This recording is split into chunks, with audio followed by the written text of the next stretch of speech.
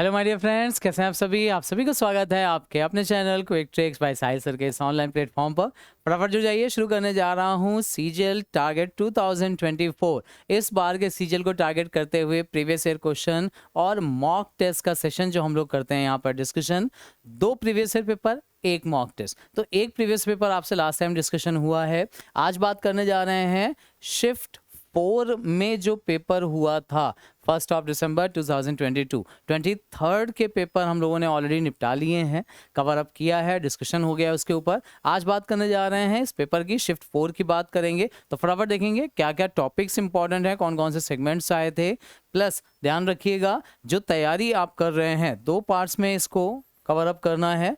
पहला, आपके जो भी टॉपिक्स सिलेबस में दिए गए हैं उनको कवर अप करना है।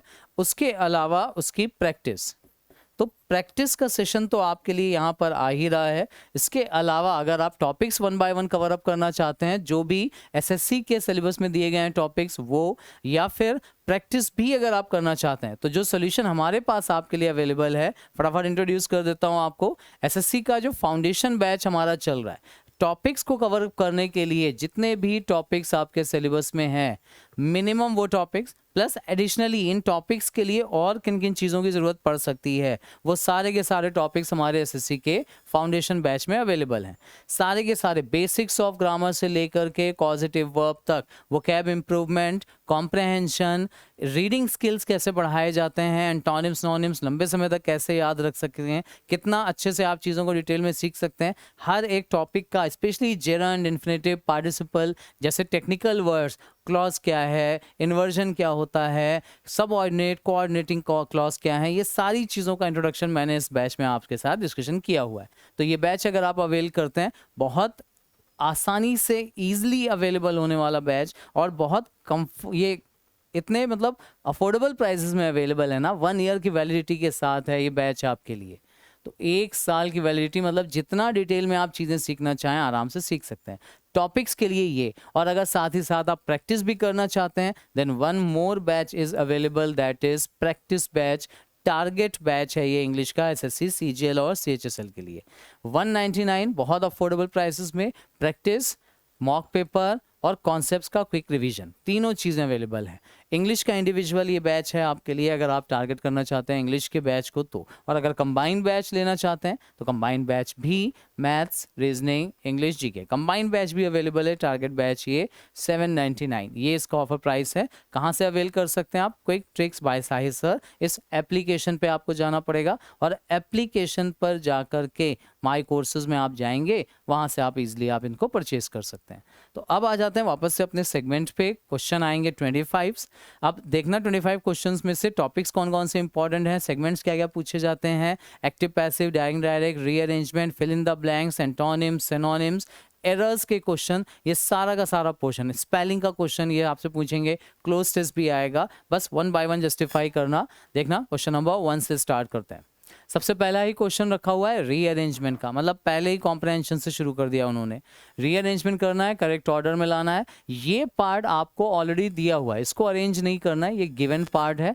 PQRS आपको रीअरेंज करना है। अब तरीका, मेथड क्या बताया था मैंने, टाइम बचाना है ऑब्वियसली। तो छोटी छोटी चीज़ें देखिए। पहली चीज़ तो ऑप्शंस पे अगर आप जाओगे, पहले जनरली ऑप्शंस आंसर के लिए नहीं डिसाइड करते, हिंट के लिए हम गए ऑप्शन पे। P से, R से, Q से, P से, 3 जगह से शुरू होता हुआ मिल रहा है, तो मतलब यहाँ से बहुत ज़्यादा हिंट हमें नहीं मिल रही है। अब क्या करना पड़ेगा, जब स्टार्टिंग की हिंट ना मिले तो आपको पेयरिंग करनी पड़ती है। मतलब अगर कोई भी एक डेफिनेट पेयर आपने इसमें बना लिया, फिर ऑप्शंस पे जाके एलिमिनेशन करोगे, आसान हो जाएगा। क्या लिखा हुआ है? We have been able to हो सकता है बी के साथ, able to, be able to होता ही है।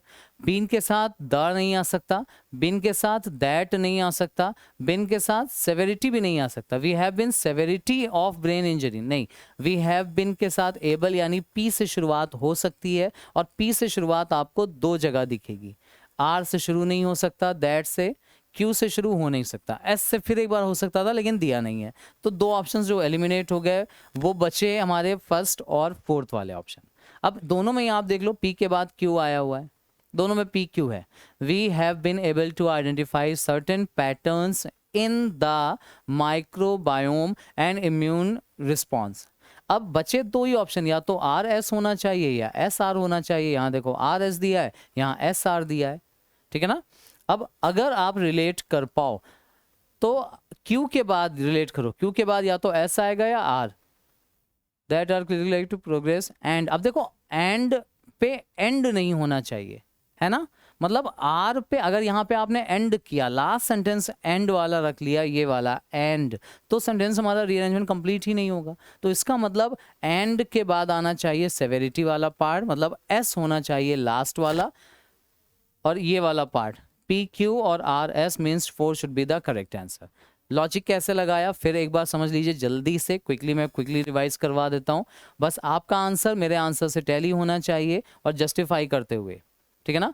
फिर से देख लीजिए कैसे मैंने जस्टिफाई किया, क्विकली बता रहा हूँ। सबसे पहले वी हैव बिन, पहला सेंटेंस हमने ढूंढा। अब पहले सेंटेंस बी के बाद द नहीं आता, बी के बाद दैट नहीं आता, ठीक है ना। तो क्यू इसलिए एलिमिनेट हो गया क्योंकि द नहीं आना चाहिए, दैट नहीं आना चाहिए तो आर वाला एलिमिनेट हो गया। दो ये खत्म हुए, बचे दो ऑप्शन। शुरुआत पी से हुई, पी क्यू दोनों में दिया हुआ है, एस आर और आर एस। अगर एस लास्ट होगा और आर लास्ट होगा तो देखो आर में एंड पे आके बात खत्म की गई और एंड इसको कंप्लीट नहीं कर रहा है, इसका मतलब आर वाला लास्ट नहीं होना चाहिए और ये लास्ट नहीं तो ये एलिमिनेट हो गया, इसलिए हमारा 4 सही आंसर हो गया, ठीक है ना। एग्जाम में भी बस ऐसे ही लॉजिक लगाकर जस्टिफाई करना, पूरा रीअरेंज करने की हर बार जरूरत नहीं होती, लॉजिक लगा आंसर सामने। क्वेश्चन नंबर 1 ऑप्शन नंबर 4, ठीक है ना। आई होप आपका भी यही आंसर रहा होगा। नेक्स्ट क्वेश्चन नंबर 2 पे आते हैं।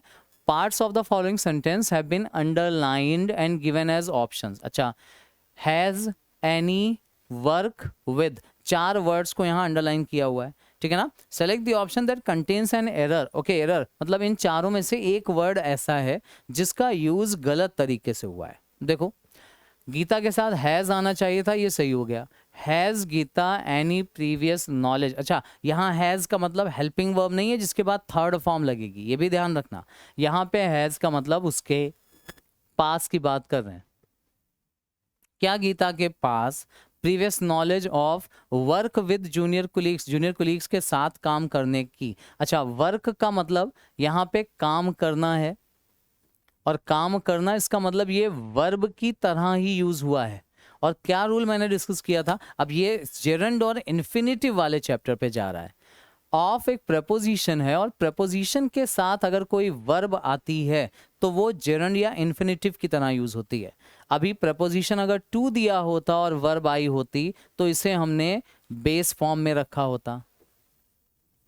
टू के साथ आती है वर्ब इन बेस फॉर्म, लेकिन यहां दिया हुआ है प्रपोजिशन ऑफ, और ऑफ के साथ या अदर प्रपोजिशन के साथ जब वर्ब आती है ना, so this must be in the ING form. तो ये वर्ब की आईएनजी फॉर्म होनी चाहिए, मतलब यहां पर वर्क नहीं होना चाहिए था, वर्किंग होना चाहिए था। अब टू को अंडर देखो, ऑफ अंडरलाइन किया नहीं गया तो हम उसको हटाएंगे नहीं, ठीक है ना। ऑफ एज इट इज रखना, बस वर्किंग हो जाएगा, मतलब वर्क की जगह पर वर्किंग ऑप्शन होना चाहिए था। इसका मतलब सही ऑप्शन हो जाएगा ऑप्शन नंबर 4। क्या दिया हुआ है, parts of the following sentence have been underline. अब देखो, has Geeta any previous knowledge of working with junior colleagues, working होना चाहिए था यहाँ पर सही आंसर। तो क्वेश्चन नंबर 2 ऑप्शन नंबर 4 सही आंसर होना चाहिए। क्वेश्चन नंबर 3 की बात करते हैं और पूछा गया है इनकरेक्टली स्पेल्ड वर्ड, मतलब ऐसा वर्ड जिसकी स्पेलिंग इनकरेक्ट है, इसका मतलब बाकी वर्ड्स की स्पेलिंग सही होगी, ये भी ध्यान रखना। अब पहला वर्ड दिया हुआ है सिमेट्री। सिमेट्री मतलब होता है शमशान, ठीक है ना, जहां अंतिम संस्कार किया जाता है। सिमेट्री, कब्रिस्तान बोल देते हैं आप इसको, शमशान बोल देते हैं, ये शमशान होता है। क्रीमेशन का मतलब ही होता है अंतिम संस्कार करना। एकोमोडेट का मतलब होता है रहना, बसना, निवास करना।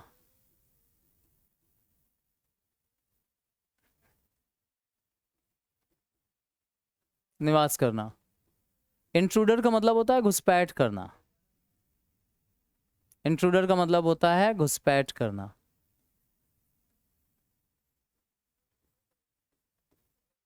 ठीक है ना, किसी के घर में जबरदस्ती घुस जाना। और नेसेसरी मतलब पता है जरूरी होता है, मीनिंग इधर लिख देता हूं। बस स्पेलिंग किसकी गड़बड़ है, तो ऑब्वियसली यहां नेसेसरी में डबल सी दिया है, जबकि नेसेसरी में सिंगल सी और डबल एस होता है। ये होती है नेसेसरी की सही स्पेलिंग। तो option number 4 should be the correct answer. Again question number 3 में भी 4 आंसर था, क्वेश्चन नंबर 1 में भी देख लीजिए, क्वेश्चन नंबर 1 2 3 तीनों में ऑप्शन नंबर 4 है। अब स्टूडेंट क्या करते हैं, कई बार पुरानी OMR शीट आती थी ना, तो उसमें डिजाइन बनाना शुरू करते हैं, फर्स्ट का A सेकंड का B, ऐसे नहीं करना, ये काम नहीं करेगा लॉजिक। तुक्का भी नहीं मारना कि पहले का A दूसरे का B तीसरे का C चौथे का D, ऐसे नहीं, ऑप्शन लॉजिकली सही करना है आपको। तो क्वेश्चन नंबर 3 ऑप्शन नंबर 4।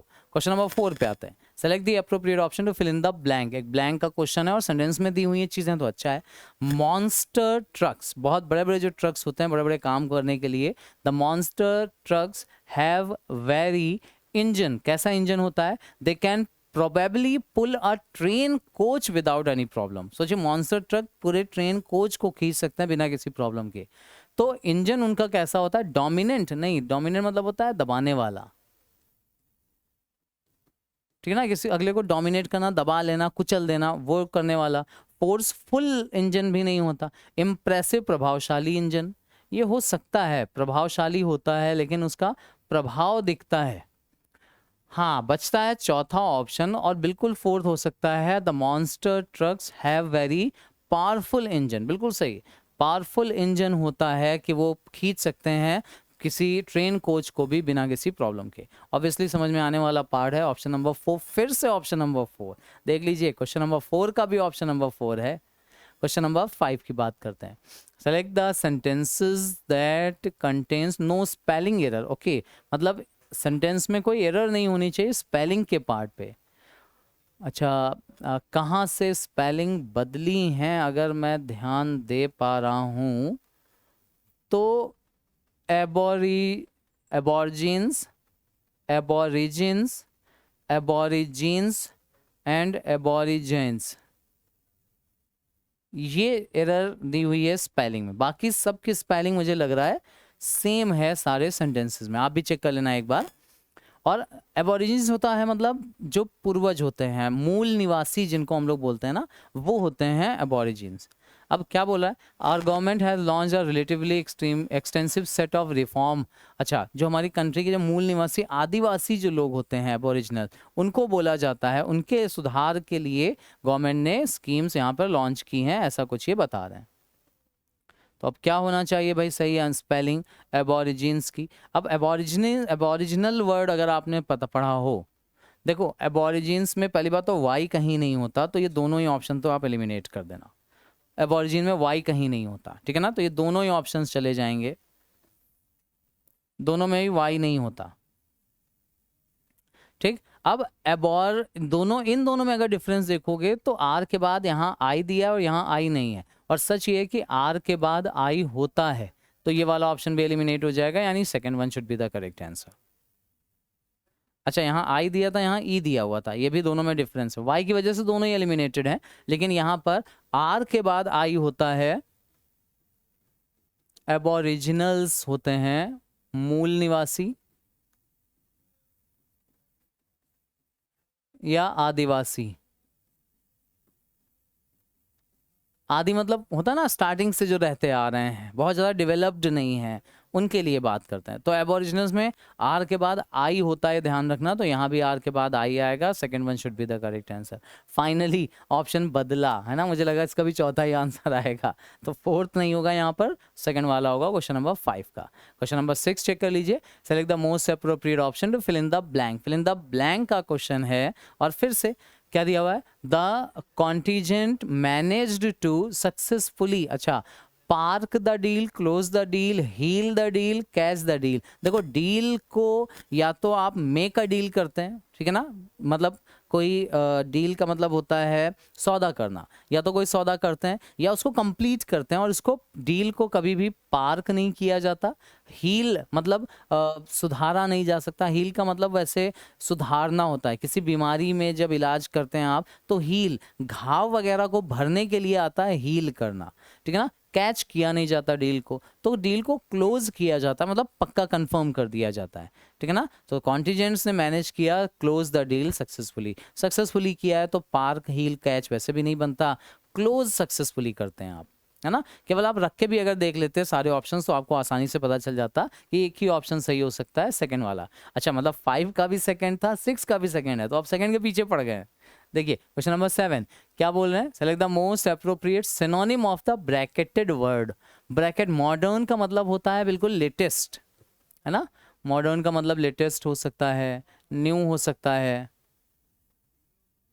अच्छा, fill in the blank. For Rahul everything was a experience until he stepped into the onto the field। जब तक उसने पैर नहीं रखा तब तक उसको लगा सब कुछ नया है, मॉडर्न एक्सपीरियंस। तो फ्लैशी तो बहुत ज़्यादा तंदुरुस्त होता है। फ्लैश, फ्लैश मतलब चकाचौंध करने वाला भी होता है। फ्लैश का मतलब ही चमक होता है, चमकीला। ग्लोबल मतलब पूरे संसार से रिलेटेड है, होल वर्ल्ड। एशियाटिक, एशियाटिक है, एशिया से रिलेटेड। तो for global everything was a modern का सिनोनिम एशियाटिक नहीं होता, ग्लोबल नहीं होता, न्यू ही बन सकता है। First one should be the correct answer, पहला ऑप्शन होगा सही आंसर, ठीक है ना। देख लीजिए, सेकंड नहीं है इस बार, फोर्थ नहीं है, first one is the correct answer. Modern का सिनोनिम पूछ रहे हैं इसलिए, मॉडर्न का मतलब लेटेस्ट, लेटेस्ट मतलब सबसे नया, सबसे आखिरी वाला, बाद में आने वाला, तो नया हो जाता है, न्यू। न्यूएस्ट भी लिख सकते थे यहाँ पर। क्वेश्चन नंबर 8 क्या लिखा है, the following sentence has been split into 4 segment. 4 parts में डिवाइड किया गया। आइडेंटिफाई करना है वो सेगमेंट जिसमें कोई ग्रामेटिकल एरर है। Rehan and Ronit are good friends and it don't matter to them as to who is wealthier. दोनों में, दोनों दोस्त हैं और मैटर नहीं करता दोनों में कौन ज्यादा अमीर है, ठीक है ना। अच्छा, एरर बड़ी सिंपल सी है, सामने देख के समझ में आ रही होगी। अगर आपने छोटी मोटी चीजें भी पढ़ रखी हैं, बहुत आराम से समझ में आने वाली एरर है। आई एम श्योर आप सभी का आंसर बिल्कुल सही है, absolutely correct, option number 2। It के साथ डोंट नहीं आता, इट के साथ डजंट आता है, सब्जेक्ट सिंगुलर है। इट डजंट मैटर, है ना, सुनने में भी अच्छा लगता है। इट डजंट मैटर आपने बोला भी होगा, तो याद रखें it doesn't matter, this should be the correct answer, option number 2 should be the correct answer. Now question number 9 क्या पूछ रहे हैं, सिनोनिम पूछ रहे हैं of the given word that is moral. अब मॉरल का मतलब होता है नैतिक, है ना, नीति से रिलेटेड, सही चीजों से रिलेटेड है ये। अब एथिकल का मतलब भी होता है, एथिकल मतलब वही मॉरल होता है, इसका भी मतलब, है ना। ऑनरेबल, अच्छा, गॉडलीनेस है, ओके, एंड सिम्फनी है। रिलेट करिए, क्या होना चाहिए सही answer, godliness.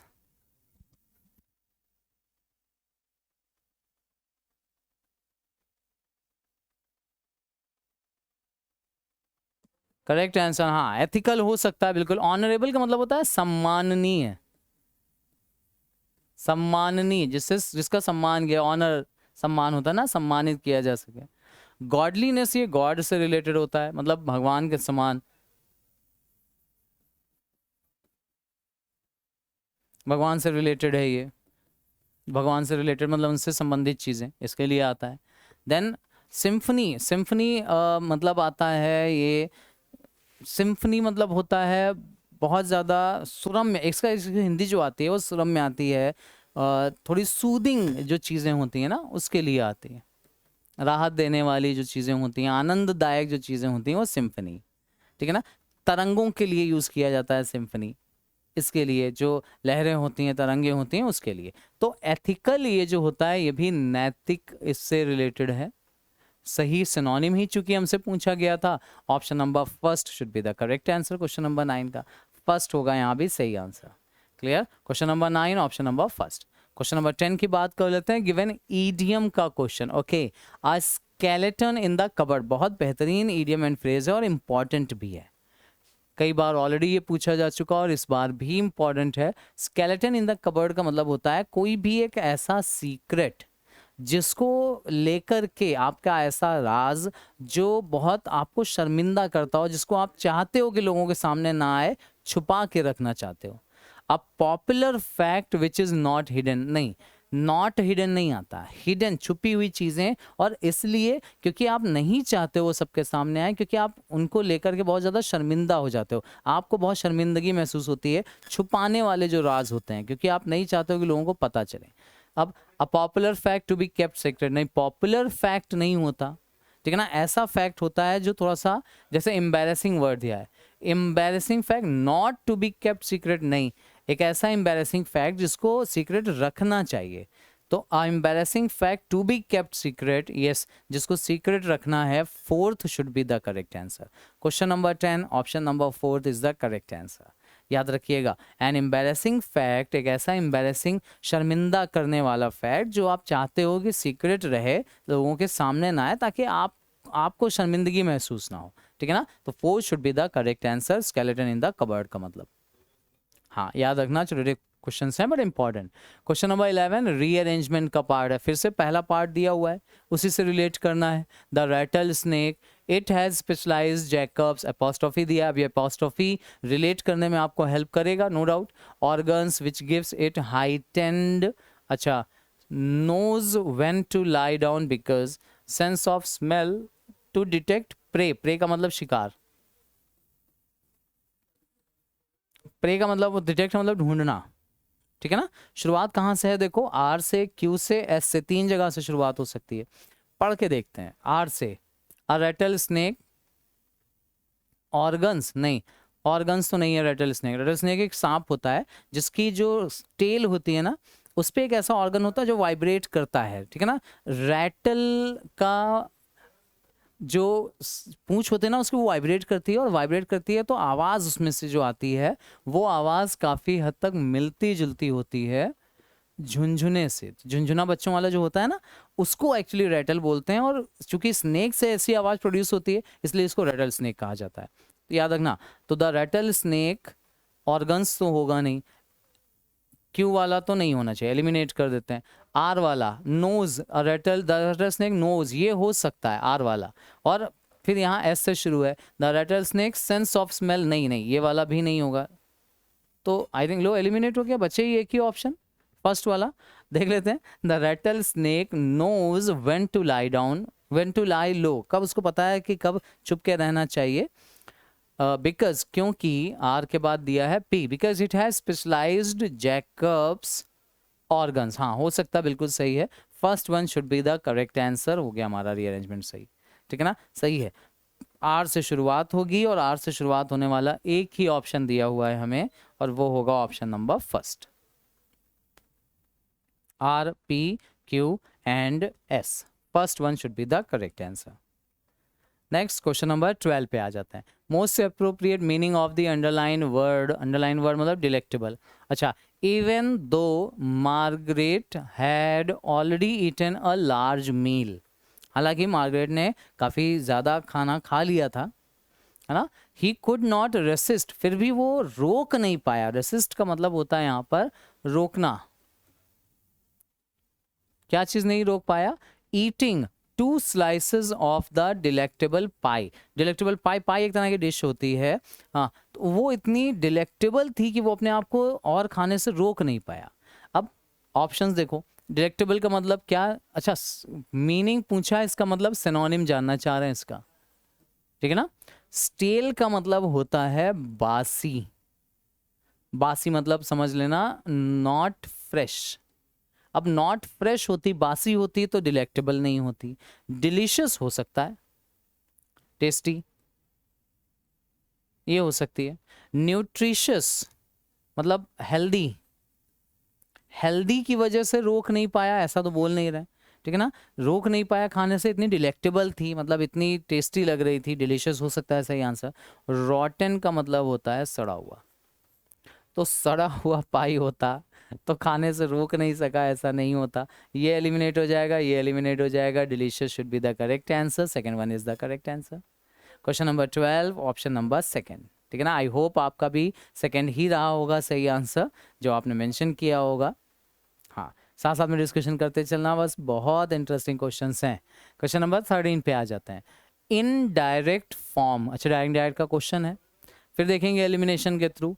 said to me, said to told में चेंज होता है। the Charlton will be breaking into the safe, okay।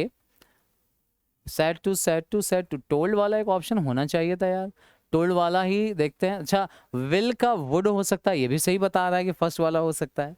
will को will रखेंगे नहीं, can रखेंगे नहीं, is होगा नहीं, लो तीनों एलिमिनेट हो गए, खत्म हो गया option. Second eliminated, third eliminated, fourth eliminated. First one should be the correct answer.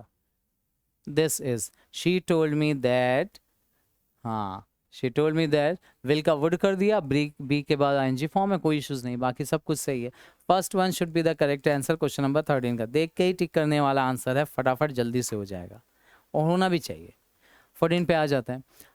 अच्छा, most appropriate meaning of the given idiom, क्या बोला गया है?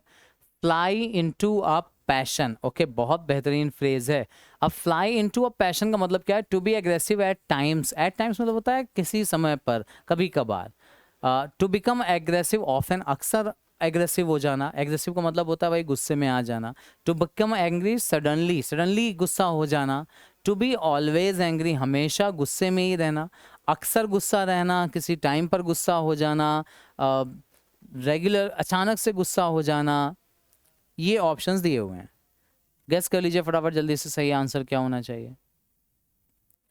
Fly into a passion. Fly into a passion, ये जो फ्रेज है, अब सभी देखो एक चीज तो सभी में कॉमन है, वो है एग्रेसिव. एग्रेसिव या एंग्री सिनोनिम ही है. एग्रेसिव हो जाना, एंग्री हो जाना, एक ही चीज को रिप्रेजेंट करते हैं. बस ये ध्यान रखना कि जो फ्लाई इनटू अ पैशन है, इसका मतलब होता है एंग्री हो जाना, बट हमेशा नहीं, not always, not often, not at times, but suddenly. अचानक से किसी बात पर कुछ भी ऐसा हो जाए, अचानक से गुस्सा आ जाए, उसको बोला जाता है fly into a passion. Option number 3 should be the correct answer. 3 होगा सही answer. To become angry suddenly, suddenly अचानक से गुस्सा हो जाना किसी भी बात पर, उसके लिए आता है. करेक्ट ऑप्शन होगा ऑप्शन नंबर 3 वाला. क्लियर? 14 का ऑप्शन नंबर 3. 15 की बात कर लेते हैं. अच्छा, करेक्ट पैसिव फॉर्म पूछा गया. अब पैसिव फॉर्म तो बहुत आसान है. क्या तरीका बताया था मैंने? हैज आएगा, हैज के बाद जो वर्ब आई है that is in third form, तो यहाँ पर हम बी रखेंगे. और ऑब्वियसली पैसिव बना रहे हैं तो बी की भी थर्ड फॉर्म आएगी, और बी की थर्ड फॉर्म होती है बिन. तो हैज आना चाहिए, बिन आना चाहिए, और वर्ब की थर्ड फॉर्म. बी के बाद वर्ब की थर्ड फॉर्म. जस्टिफाई कर लीजिए. देखिए, the copies of the new album. अच्छा, कॉपीज है, प्लूरल है, तो हैव हो सकता है, ठीक है. कॉपीज, कॉपीज प्लूरल है, तो वहां पर हैज वाला ऑप्शन तो नहीं हो सकता. भाई ऑब्जेक्ट को सब्जेक्ट बना रहे हैं ना, तो वर्ब उसी के हिसाब से रखनी पड़ेगी. तो हैज वाले ऑप्शंस खत्म हो गए. बचे ये 2 ऑप्शंस, फर्स्ट और फोर्थ. अब हैव के बाद देखो बीइंग आईएनजी फॉर्म नहीं आती, हैव के बाद थर्ड फॉर्म आती है, यानी ये आईएनजी फॉर्म वाला ऑप्शन भी एलिमिनेटेड. तो बचा ही फिर कौन सा हमारा? Option number 4. Again option number 4 is the correct answer. देख लीजिए, तुरंत एलिमिनेशन करना है, अननेसेसरी टाइम नहीं वेस्ट होना चाहिए. ऑप्शन नंबर 4 होगा यहाँ पर सही आंसर क्वेश्चन नंबर 15 का. 16 वाला देख लीजिए क्या बोल रहे हैं. Select the most appropriate antonym of the underline word. एक एंटोनिम सेलेक्ट करना है अंडरलाइन वर्ड का. क्या है? God has clearly blessed human being for his glory. अब ब्लेस्ड का मतलब है यहां पर वरदान देना.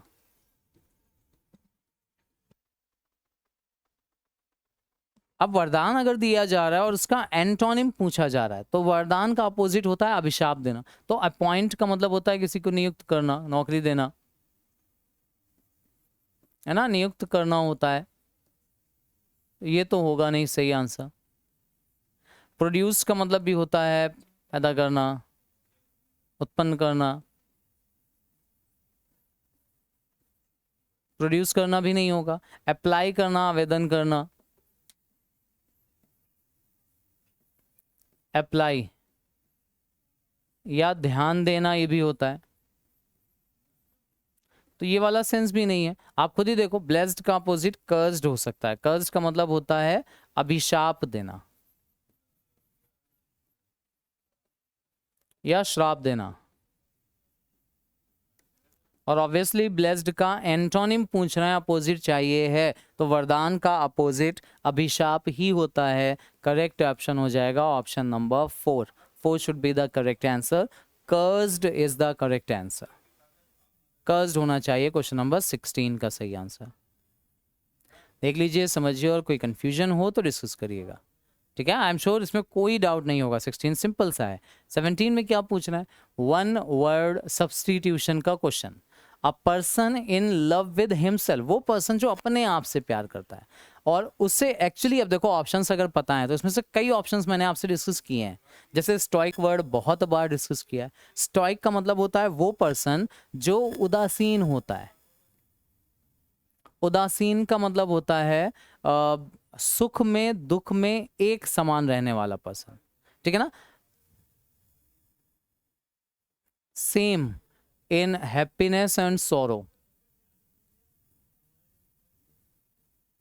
दुख हो सुख हो दोनों में एक समान पर्सन जो रहता है उसको सोरो और हैप्पीनेस में, प्लेजर और पेन में, प्रॉफिट और लॉस में सेम रहने वाला पर्सन स्टोइक कहलाता है, उदासीन, ठीक है ना। पॉलीग्लॉट ये बहुत सारी भाषाएं जो बोलता है,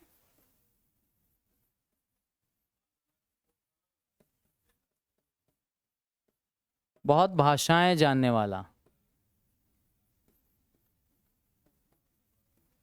पॉलीग्लॉट। ल्यूनेटिक मतलब मेंटल जो हो जाता है ना, पागल जो हो जाते हैं उनके लिए, मैडनेस को रिप्रेजेंट करता है ये, मैड को। ल्यूनेटिक मतलब पागल का सिनोनिम है ये, ल्यूनेटिक मैडनेस को रिप्रेजेंट करता है। और नार्सिसिस्ट होगा वो सही आंसर जो पर्सन खुद से प्यार करे,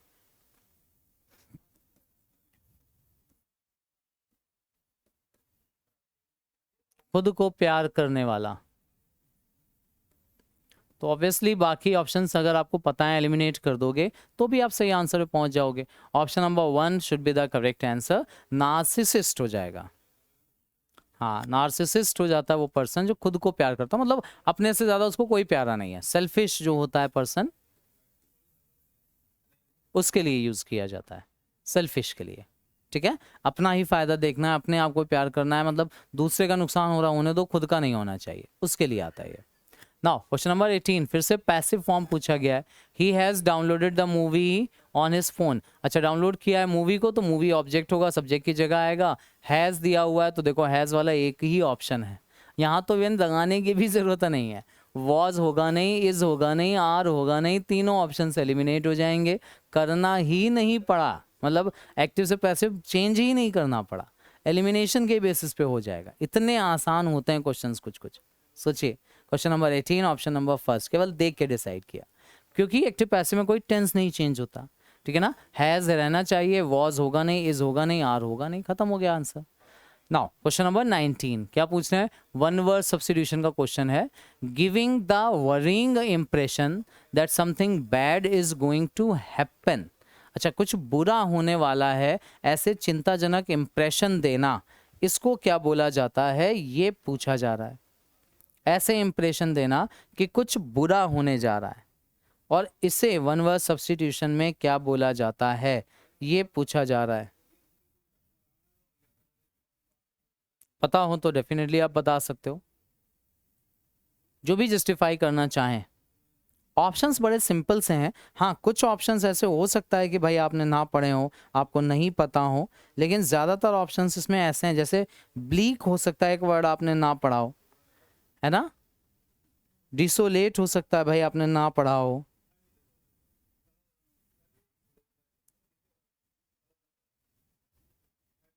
जो भी नहीं पढ़े होंगे सब हम यहाँ पे डिस्कस कर लेंगे, कोई इश्यूज नहीं है।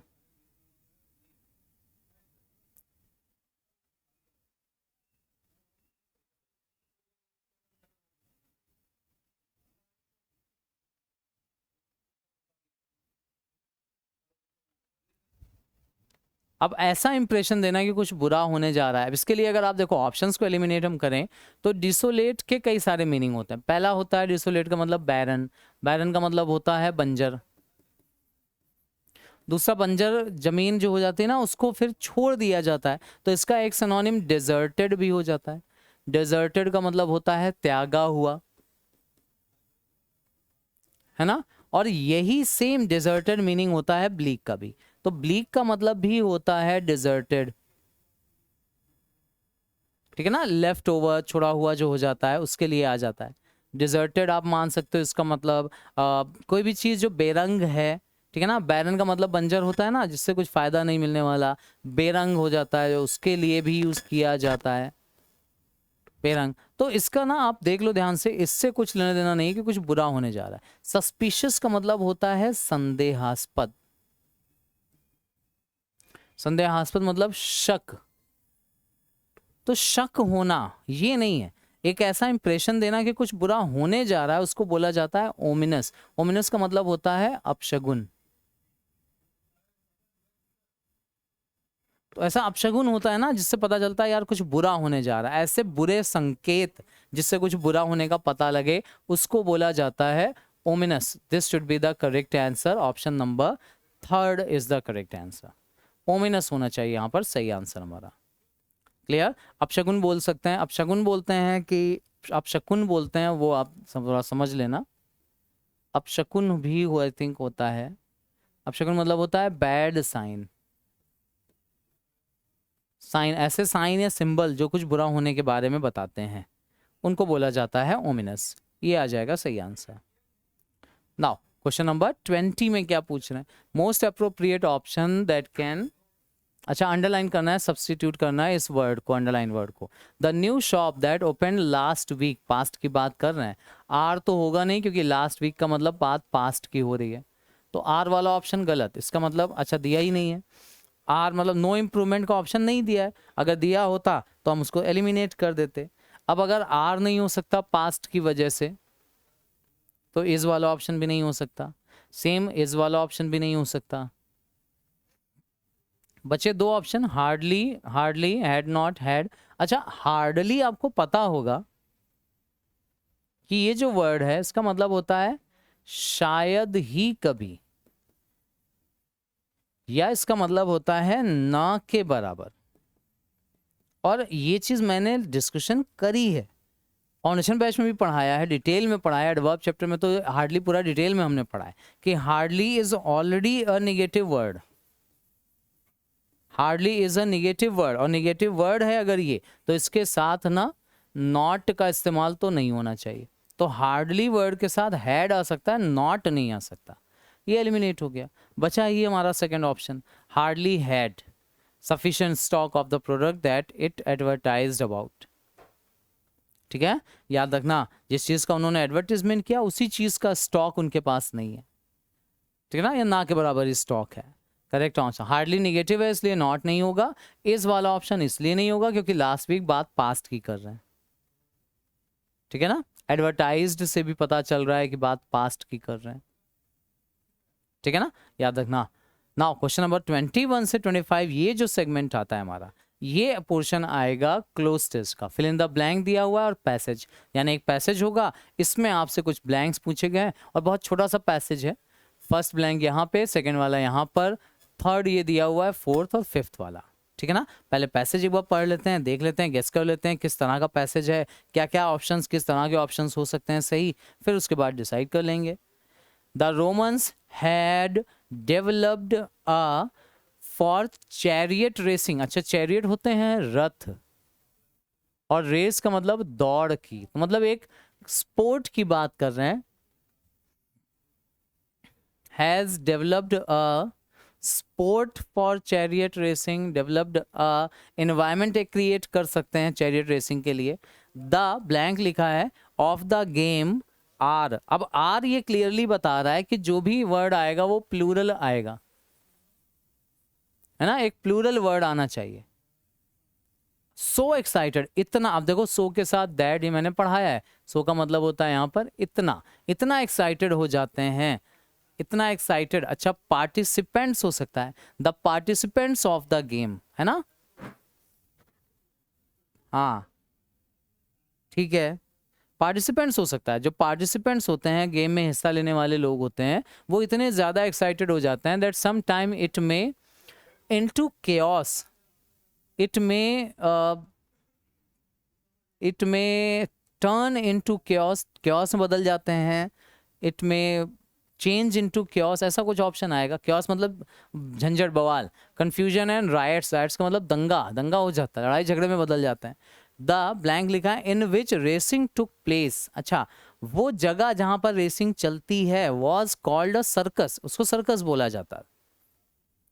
तो एरिया इन विच रेसिंग हो सकता है, एरिया जिसमें रेसिंग होती है। द ब्लैंक लिखा है, one was the Circus Maximus in Rome that could hold up to 3,85,000 3,85,000 spectators. अच्छा, द बिगेस्ट वन हो सकता है, सबसे बड़ा जो सर्कस था वो मैक्सिमस था रोम में, जिसमें 3,85,000 स्पेक्टेटर्स का मतलब दर्शक बैठ सकते थे। Which shows the popularity of the sport, जो दिखाता था कितना पॉपुलर था ये स्पोर्ट। स्पोर्ट है यहाँ पे चैरियट रेसिंग, इसके बारे में बात कर रहे हैं। बिल्कुल सिंपल सा पैसेज है, बहुत आसानी से होने वाला है।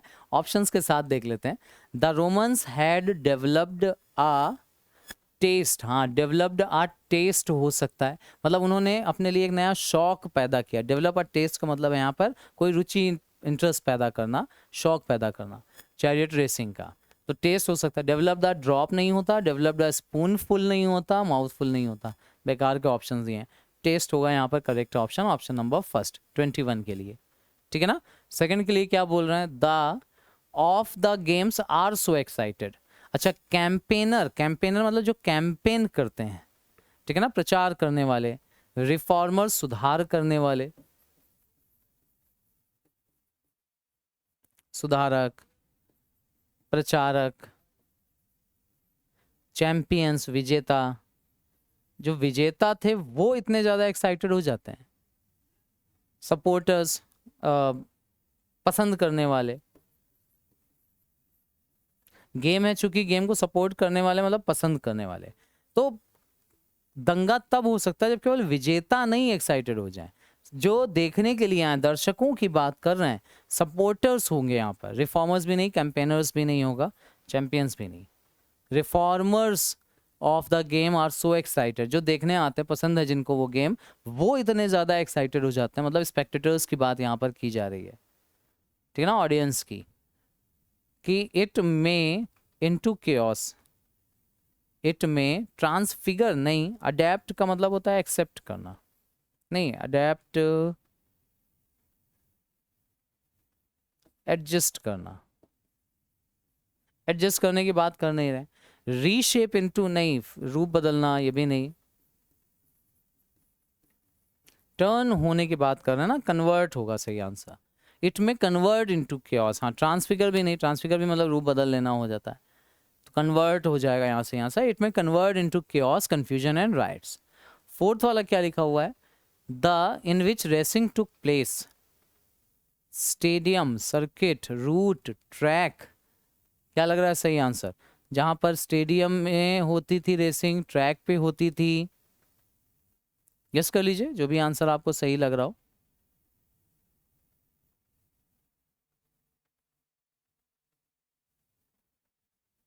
वॉज कॉल्ड सर्कस, ठीक है ना। अब ट्रैक को सर्फेस सर्कस तो आई थिंक नहीं बोलेंगे, सर्किट को भी नहीं बोल सकते, रूट जिसपे रेसिंग टुक प्लेस नहीं, स्टेडियम की ही बात कर रहे हैं, क्योंकि उसको ही सर्कस बोला जाता था। और सबसे बड़ा जो सर्कस था वो मैक्सिमस था इन रोम, 3,85,000 स्पेक्टेटर्स जहाँ पे बैठ सकते थे, होल्ड कर सकता था, तो स्टेडियम की ही बात कर रहे हैं। द स्टेडियम इन विच, है ना। फिफ्थ वाले में क्या बोल रहे हैं, वन, देखो सुपरलेटिव डिग्री सब दी हुई है, सुपरलेटिव द लगा हुआ है, एक की बात कर रहे हैं, हायर नहीं हो सकता, लार्जेस्ट, हाईएस्ट, लार्जर भी नहीं हो सकता, लार्जेस्ट या हाईएस्ट की बात कर रहे हैं। अब हाईएस्ट ऑफ कोर्स सबसे ज़्यादा की बात करते हैं, लेकिन नंबर के फिगर में, जबकि यहाँ पे सबसे बड़े की बात कर रहे हैं, साइज की। Correct option should be largest. ये हैं हमारे आज के 25 क्वेश्चंस, ठीक है ना। आई होप चीज़ें हेल्पफुल होंगी, समझ में आएंगी, रिलेट कर पाए होंगे। सिंपल से क्वेश्चन से, मतलब इतना आसान पेपर ये दिया हुआ था, सीजीएल का ही है, लेकिन लेवल इतना कम है, वो कुछ क्वेश्चंस तो बहुत ज़रा से थे। एलिमिनेशन हर क्वेश्चन में हमने देखा इतनी आसानी से हो गया, तो रिवाइज करिएगा, देखिएगा। पेपर ज़रूरी नहीं है कि आपके लिए बहुत टिपिकल आएगा, अगर आप तैयारी के साथ जाते हैं तो बहुत आसान पेपर मिलता है, ठीक है ना। एलिमिनेशन करना सीखिए, पैटर्न ध्यान रखिएगा क्वेश्चंस को करने का, ठीक है। चलिए मिलेंगे एक मॉक पेपर के साथ अपने अगले वीडियो में, तब तक के लिए ऑल द वेरी बेस्ट आप सभी के एग्जाम्स के लिए। Take care, thank you very much जुड़ने के लिए। लाइक शेयर प्लीज़ कर लीजिएगा, सपोर्ट आपका भी चाहिए है, और प्रैक्टिस, रेगुलर प्रैक्टिस करते चलिएगा, ठीक है। चलिए मिलते हैं अगली क्लास में, थैंक यू वेरी मच बेटा, टेक केयर।